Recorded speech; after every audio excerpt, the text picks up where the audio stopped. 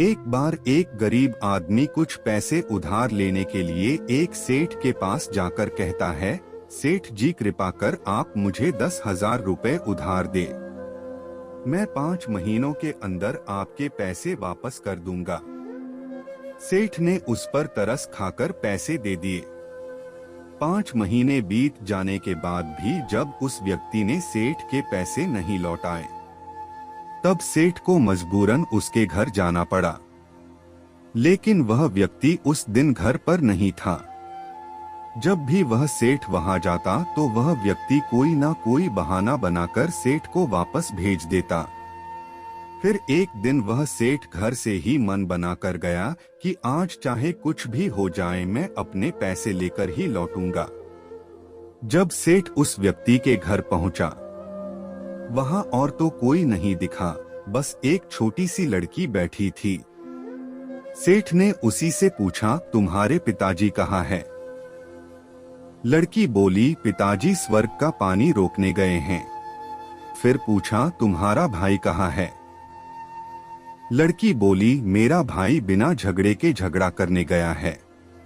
इस समझ में कुछ भी नहीं आ रहा था, इसलिए वह फिर पूछता है कि तुम्हारी माँ कहाँ है? लड़की बोली, माँ 1 से 2 करने गई है।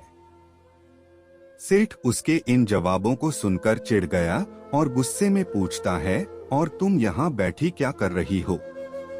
लड़की हंसकर बोली, मैं घर पर बैठकर संसार देख रही हूँ।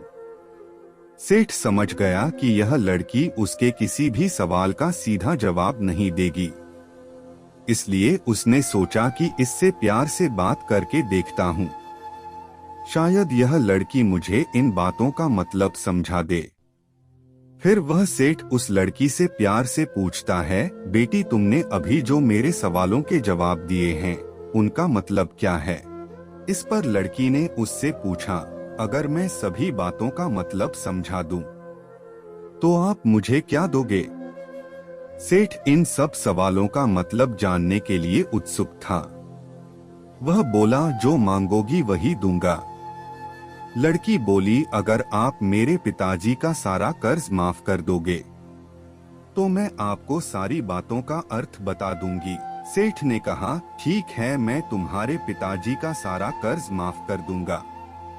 अब तो सारी बातों का अर्थ समझा दो। लड़की बोली, मैं आज आपको सारी बातों का अर्थ नहीं समझा सकती, कृपा कर आप कल आए, कल मैं जरूर बता दूंगी। सेठ अगले दिन फिर आया। आज वहां सभी लोग मौजूद थे। सेठ को देखते ही लड़की ने पूछा, आपको अपना वचन याद है ना? सेठ बोला, हाँ मुझे याद है। अगर तुम सारी बातों का अर्थ बता दोगी तो मैं तुम्हारे पिताजी का सारा कर्ज माफ कर दूंगा। लड़की बोली, सबसे पहले मैंने कहा था कि मेरे पिताजी स्वर्ग का पानी रोकने गए हैं। इसका मतलब था कि बारिश हो रही थी और हमारे घर की छत से पानी टपक रहा था। पिताजी पानी रोकने के लिए छत को ठीक कर रहे थे। वर्षा का पानी आसमान से गिरता है और हम लोग मानते हैं कि आसमान में ही स्वर्ग है। पहली बात का अर्थ यही है। दूसरी बात मैंने कही थी, भैया बिना झगड़े के झगड़ा करने गए हैं। इसका मतलब था कि वे रेंगनी के कांटे काटने गए थे। अगर कोई रेंगनी के कांटे काटेगा तो उसके शरीर में भी जहां तहां कांटा गड़ ही जाएगा, यानी झगड़ा नहीं करने पर भी खरोंचे आएगी। सेठ उसकी बातों से सहमत हो गया। वह मन ही मन उसकी बुद्धिमत्ता की प्रशंसा करने लगा। उसने उत्सुकता से पूछा, और तीसरी चौथी बात का मतलब क्या है? लड़की बोली, सेठ जी तीसरी बात मैंने कही थी कि माँ 1 से 2 करने गई है। इसका मतलब था कि माँ अरहर की दाल को पीसने गई है, यानी उससे 1 का 2 करने गई है। रही चौथी बात, तो उस समय मैं चावल पका रही थी और उसमें से एक चावल का दाना निकाल कर देख रही थी कि पूरे चावल पके हैं कि नहीं। इसका मतलब यह है कि मैं एक दाना देखकर ही जान जाती कि पूरे चावल पके हैं या नहीं, यानी चावल के संसार को मैं घर बैठी देख रही थी। यह कहकर लड़की चुप हो गई। सेठ अब सारी बातों का अर्थ जान चुका था। वह उस लड़की से बोला, बेटी तुम बहुत चतुर हो, पर एक बात मेरी समझ में नहीं आई कि यह सारी बातें तुम कल भी बता सकती थी, फिर तुमने मुझे आज क्यों बुलाया? लड़की बोली, कल जब आप आए थे तो घर पर कोई भी नहीं था। अगर मैं इनको बताती कि आपने कर्ज माफ कर दिया है तो ये लोग मेरी बात पर विश्वास नहीं करते।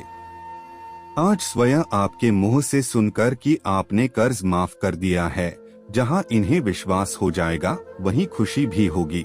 सेठ लड़की की बात सुनकर बहुत प्रसन्न हुआ और उनका कर्ज माफ करते हुए बोला कि यह तुम्हारी चतुराई का इनाम है, अब तुम लोग निश्चिंत होकर रहो।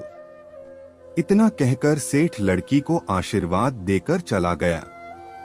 लड़की के घर वालों ने लड़की को खुशी से गले लगा लिया।